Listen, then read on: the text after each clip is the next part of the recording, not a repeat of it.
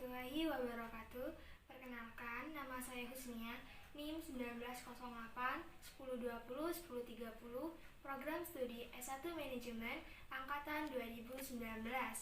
Nah, pada kesempatan kali ini, saya akan mempresentasikan tentang studi kasus Jarum Foundation sebagai pengganti UAS mata kuliah pengantar manajemen dengan dosen pengampu Ibu Cempaka Paramita SE MSc. Jarum Foundation merupakan organisasi nirlaba yang didirikan oleh Michelle Bambang Hartono dan Budi Hartono dengan misi menjadikan Indonesia lebih maju ke depannya dengan cara mengembangkan sumber daya manusia dan juga mempertahankan sumber daya alam.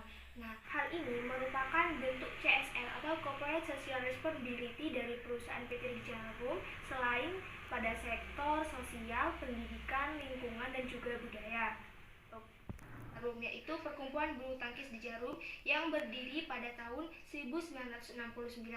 Nah, pada awalnya PB Jarum ini hanya sebagai penyaluran bakat bagi karyawan-karyawan pabrik rokok di Kudus. Namun, seiring berjalannya waktu, banyak juga para pemain dari luar yang juga bergabung pada PB Jarum ini.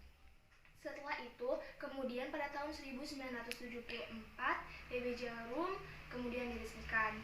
Nah, dari situlah lahir banyak atlet-atlet, juga banyak meraih prestasi-prestasi di kancah internasional. Kemudian kita lanjut ke kasusnya. Nah, PT Jarum Foundation memutuskan untuk menghentikan program audisi umum beasiswa bulu tangkis tahun 2020.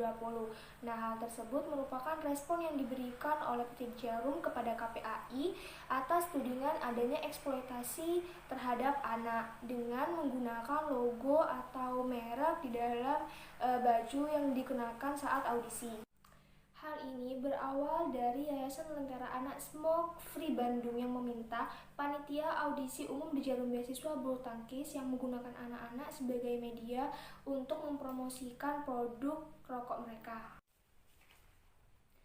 Dikutip dari Kompas TV, Siti Hikmawati selaku Komisioner KPAI Bidang Kesehatan dan Napsa menyatakan bahwa dalam audisi beasiswa bulu tangkis di Jarum termasuk ke dalam eksploitasi anak terselubung. Nah, KPAI di sini menilai bahwa The Jarum Foundation telah memanfaatkan anak-anak untuk mempromosikan brand image, nama merek, logo, dan gambar produk tembakau.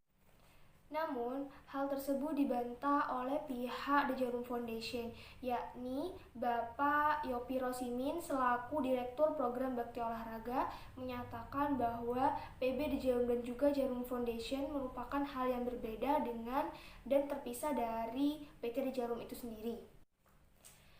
Siti Hikmawati juga memaparkan tentang pembuktian hasil riset kesehatan Basar tahun 2013 tentang keterpaparan anak pada rokok adalah 7,2%. Artinya, terdapat kolerasi akibat paparan iklan dibuktikan dengan hasil Risekda tahun 2018 menjadi 9,2%, padahal target sebelumnya hanya 5,4%. Bahkan KPAI juga sempat akan membawa kasus ini ke ranah hukum jika The Jarum Foundation masih bersikeras untuk memaparkan logo atau brand image. Banyak pihak yang menyayangkan tentang keputusan dari pihak Jarum Foundation untuk menghentikan audisi umum beasiswa bulu tangkis tahun 2020 termasuk di kalangan masyarakat. Nah, masyarakat sempat membuat tagar #bubarkan KPAI dikarenakan mereka kecewa terhadap keputusan KPAI untuk menghentikan pencarian bakat yang dilakukan oleh Jarum Foundation sendiri melalui program beasiswa bulu tangkis tersebut. Nah, hal ini juga sangat disayangkan oleh Menteri Pemuda dan Olahraga Imam Nahrawi yang mengatakan bahwa tuduhan KPAI di sini kurang tepat. Berbanding terbalik dengan Imam Nahrawi, Menteri Pemuda dan Olahraga YLKI atau Yayasan Lembaga Konsumen Indonesia justru mendukung penuh terhadap KPAI. Mereka menyebut bahwa penggunaan logo di Jarum melanggar peraturan pemerintah nomor 109 tahun 2002. KPAI juga mengirim surat peringatan kepada Jarum Foundation untuk menghentikan kegiatan audisi badminton di Jarum tahun 2019.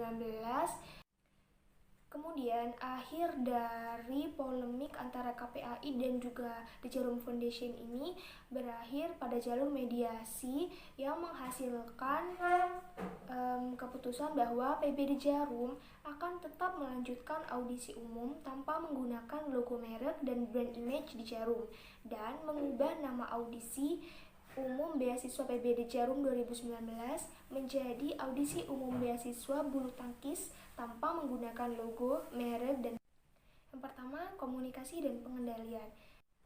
Nah, jenis komunikasi yang terjadi antara pihak KPAI dan juga The Jarum Foundation dalam polemik kasus KPAI dan juga Jarum Foundation ini yaitu termasuk ke dalam jenis komunikasi secara lisan dan komunikasi secara tulisan. Komunikasi secara lisan ini dilakukan pada saat Jarum Foundation dan juga KPAI melakukan mediasi dan saling bertukar pikiran dan juga mengemukakan pendapat mereka. Yang kedua yaitu komunikasi secara tulisan. Nah, komunikasi secara tulisan ini dilakukan oleh pihak KPAI kepada pihak Jarum Foundation. Kemudian komunikasi berdasarkan arah. Nah, pada kasus ini komunikasi yang terjadi itu komunikasi dua arah dikarenakan bersifat timbal balik. Kesalahan komunikasi yang terjadi pada kasus ini yang pertama itu terjadi pada pihak penerima atau receiver. Nah, dalam hal ini adalah masyarakat.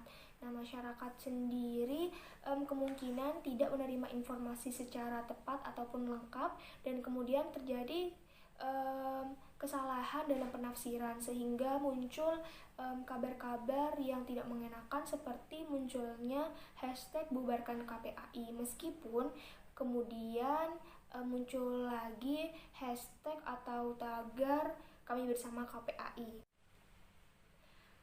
Untuk meminimalisir kesimpang siuran berita tentang KPAI ini, KPAI segera menegaskan ulang bahwa KPAI di sini bukan mempermasalahkan tentang audisi yang diadakan oleh Jarum Foundation, namun KPAI ini mempermasalahkan tentang logo atau gambar yang digunakan. Dampak internal dan dampak eksternal yang ditimbulkan karena kasus ini. Yang pertama, dampak internal terhadap Jarum Foundation sendiri. Yang pertama, The Jarum Foundation telah kehilangan kru yang selama ini melekat bahwa nama The Jarum telah melekat pada bulu tangkis itu sejak tahun 1999. Kemudian, meskipun Jarum Foundation membantah tentang adanya promosi atau menggunakan anak-anak sebagai media promosi, mungkin sedikit banyak akan mempengaruhi kemudian dampak terhadap atlet. Dengan adanya kasus ini memupuskan semangat para atlet yang memang dari dulu sudah mendapatkan beasiswa di Jarum. Nah, atlet-atlet muda yang ingin mendapatkan beasiswa sehingga pupus harapannya. Dampak terhadap KPAI. Nah, KPAI di sini mendapatkan judge dan juga mendapatkan reputasi yang buruk dari masyarakat dikarenakan KPAI telah dianggap menghambat lahirnya atlet-atlet bulu tangkis berprestasi dengan menghentikan audisi umum beasiswa bulu tangkis yang dilakukan oleh Jarum Foundation. Pelanggaran etika yang dilakukan oleh Jarum Foundation yang pertama yaitu Peraturan Pemerintah Nomor 109 Tahun 2012 tentang pengamanan bahan yang mengandung zat adiktif berupa produk tembakau bagi kesehatan. Kemudian yang kedua yakni Undang-Undang 66 Nomor 35 Tahun 2014 tentang Perlindungan Anak. Tanggung jawab sosial yang dilakukan oleh The Jarum Foundation atas kasus dengan KPAI ini. Yang pertama, The Jarum Foundation tetap melaksanakan program Corporate Social Responsibility mereka dalam bidang olahraga yaitu bulu tangkis. Yang kedua, The Jarum Foundation mengikuti semua aturan yang telah berlaku terkait dengan penggunaan logo, brand image, maupun nama audisi. Yang ketiga, selain pada sektor olahraga, The Jarum Foundation juga melakukan corporate social responsibility dalam bidang pendidikan, budaya, lingkungan, dan juga sosial. Demikianlah presentasi yang dapat saya sampaikan. Kurang lebihnya saya mohon maaf. Wassalamualaikum warahmatullahi wabarakatuh.